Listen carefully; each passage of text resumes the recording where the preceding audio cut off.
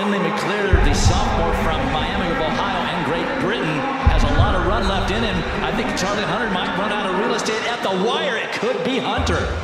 They're all waiting. It's Hunter, 145.90, and Mclear, 145.91. I didn't see a hundredth of a second separating those guys. He was absolutely devastated when it was announced that Charlie Hunter was the indoor champion. It was so tight. I switched off. I thought I'd won it. And, you know, this is why we compete. This is why we race. This is why you race to why you learn these things. We recruited Finley, came in with a couple injuries, mostly stress reaction and fractures of the tibia and fibula. We got those cleaned up and actually had him ready to rock and roll in the spring of 2023. And 1 week before the season, ended up sustaining another stress fracture, this time in his sacrum, which was down near by the tailbone.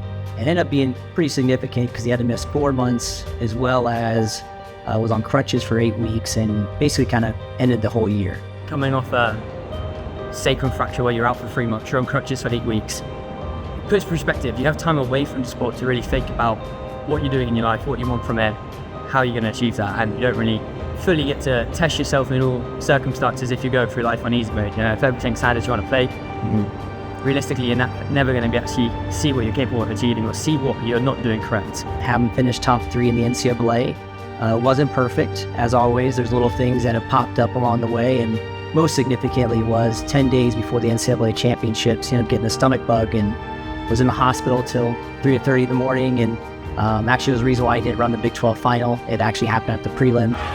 And it's a late rush. Is that Finley Mclear who got that 3rd spot? It helped me understand that I was being dragged around in too many places. I was trying to do this, I was trying to do that. At the end of the day, that's what I'm grateful for. The journey I've had to take to get to this position, because maybe I wouldn't have realized these things without those injuries, setbacks.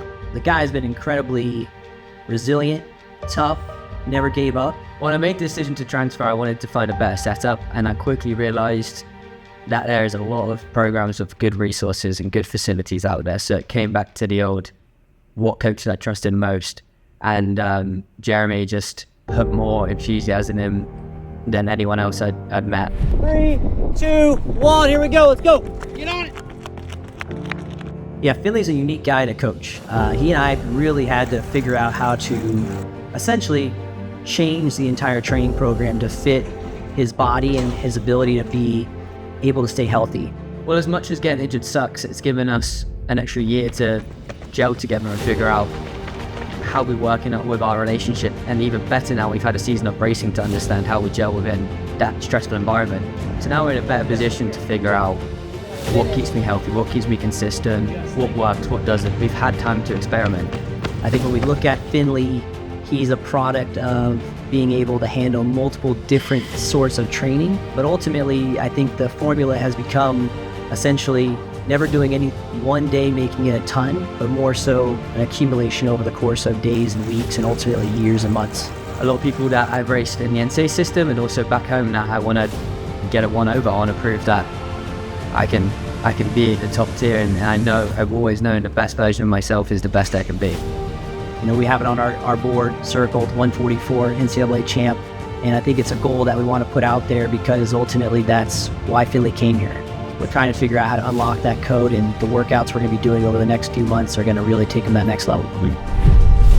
I'm excited just to be back in the environment I love, and that's competition. That's high level competition. I was out for so long that's what I'm excited for. All the other things will take care of themselves. I'm just really happy to be back in an environment that I thrive in.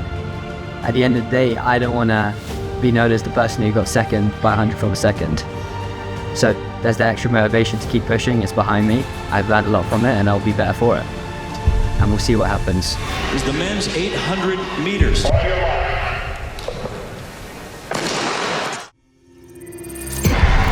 trapped in. Finley Mclear of Iowa State is making a move on the outside.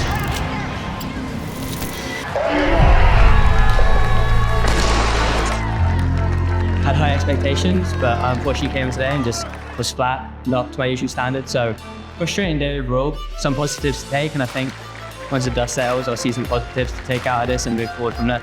You know, we trained to get in shape and we raced to show that shape. So I wanted to show what shape I'm in, and I'm disappointed that I couldn't quite show that today in front of a good crowd at a good meet at a big standard. But bigger picture, I'm on a good track right now. So just got to keep level-headed and keep working towards that goal.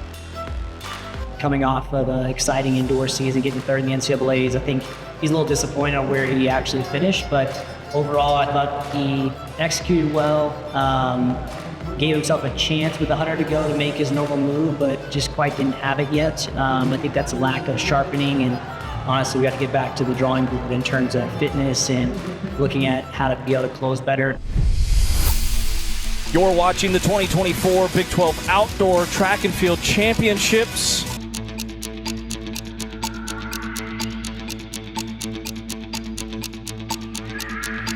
Feeling good, got a couple of races under my belt, and they were more in that time trial, sort of trying to get a time race, which isn't quite my vibe. So now I'm on to championship season and it's time to actually compete and race. So I'm excited to go and have fun and hopefully put on some entertaining performances.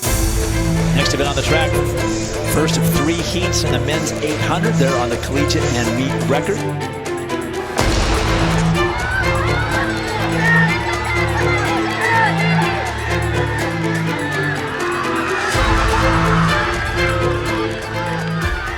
Put myself in the position to do well going into the last lap. I made the right moves and my feet were just on fire. You try to put that stuff to the side, but eventually the last 200, 150 it just got too painful to the point where I shut down and so on. It was so frustrating.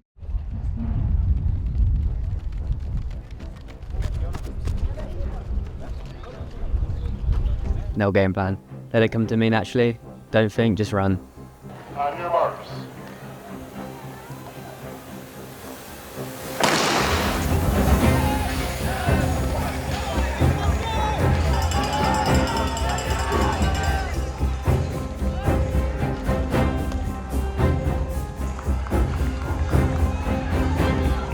This is the best prepared I've ever been going into NCAA Championships.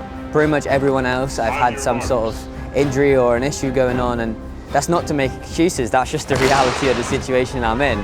So now I'm coming into this peaking perfectly, in great preparation, excited to race, mentally in the correct place, and I mean, I just got to go and react to how everyone else is racing, and I'm going to do something truly special.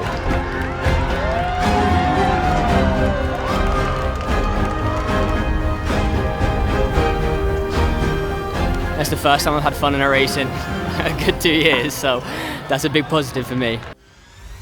It's in the men's 800. They're on the collegiate and meet records.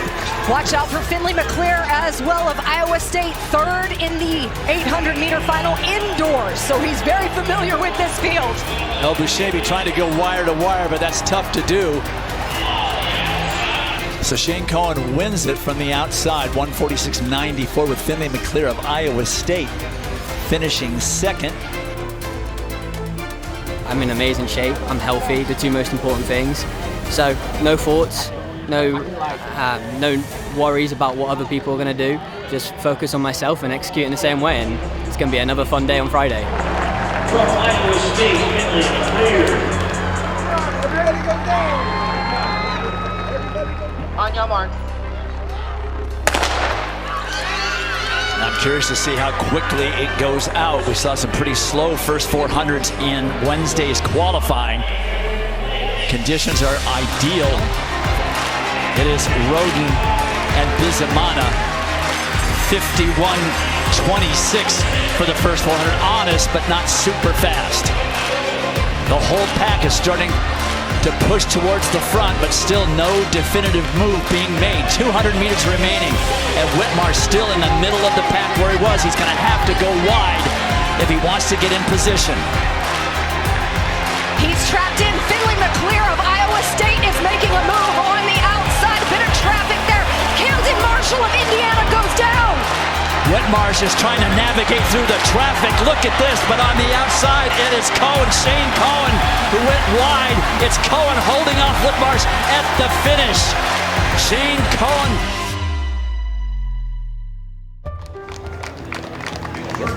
Iowa State, Finley Mclear.